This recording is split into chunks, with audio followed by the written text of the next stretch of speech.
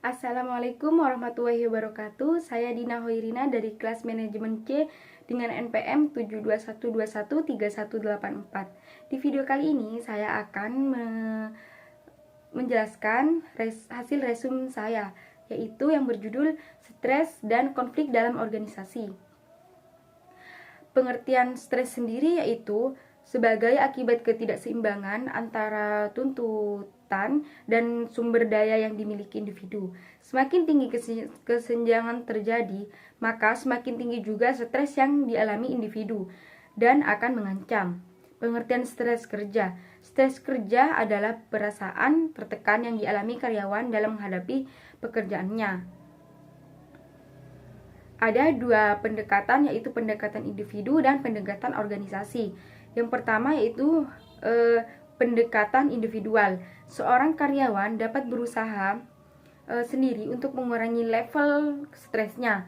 Strategi yang bersifat individual ini yang cukup efektif, yaitu mengelola waktu, latihan fisik, latihan relaksasi, dan dukungan sosial. Dengan pengelolaan waktu yang baik, maka seorang karyawan dapat menyelesaikan tugas dengan baik tanpa adanya tuntutan kerja yang tergesa-gesa. Dengan latihan fisik dapat meningkatkan kondisi tubuh agar lebih prima sehingga mampu menghadapi tuntutan tugas yang berat.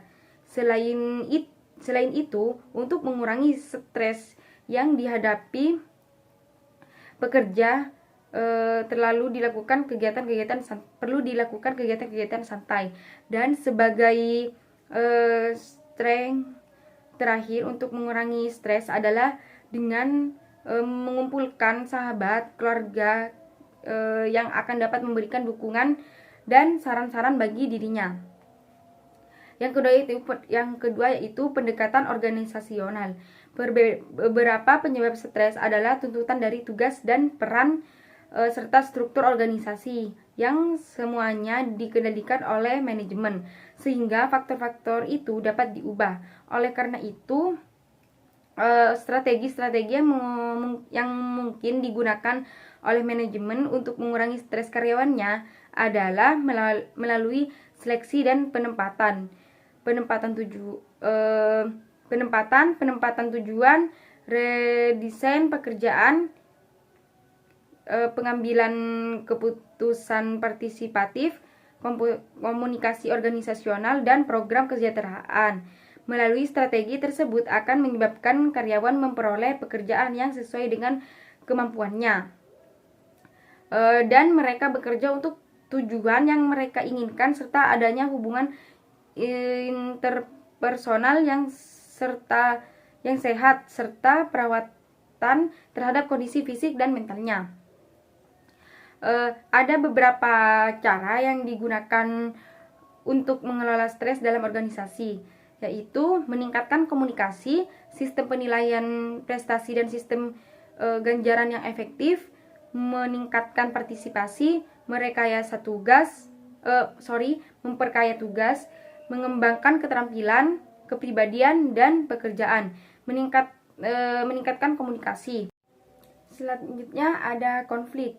Konflik yaitu ketidaksetujuan antara dua pihak atau lebih anggota organisasi atau kelompok dalam organisasi yang timbul karena mereka harus menggunakan sumber daya yang langka secara bersama-sama dan atau karena mempunyai status tujuan, nilai, dan persepsi yang berbeda.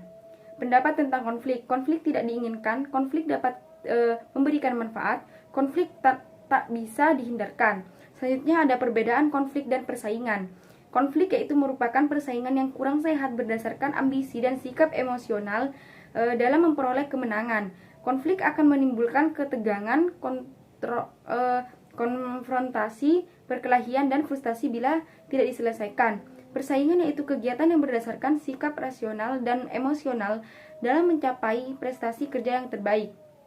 Akibat yang dihasilkan konflik.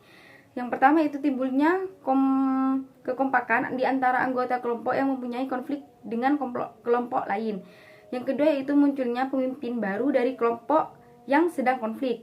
Yang ketiga yaitu ada gangguan terhadap persepsi para anggota organisasi atau kelompok yang mengalami konflik. Yang keempat yaitu perbedaan antara kelompok yang mengalami konflik tanpa lebih besar, dan sebaliknya perbedaan pendapat antara individu dalam masing-masing kelompok semakin mengecil. Yang kelima yaitu terpilihnya wakil-wakil yang kuat dari pihak-pihak konflik.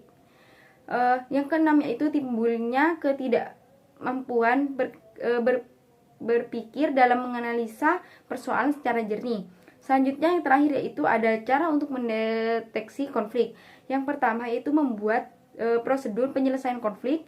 Yang kedua itu observasi langsung di lingkungan organisasi. Yang ketiga yaitu membuat kotak saran. Yang keempat yaitu melaksanakan politik pintu terbuka. Yang kelima yaitu mengangkat konsultan personalia dalam hal penanganan masalah karyawan. Dan yang terakhir yaitu yang keenam, mengangkat ombudsman. Sekian dari video saya, kurang lebihnya mohon maaf. Wassalamualaikum warahmatullahi wabarakatuh. See you.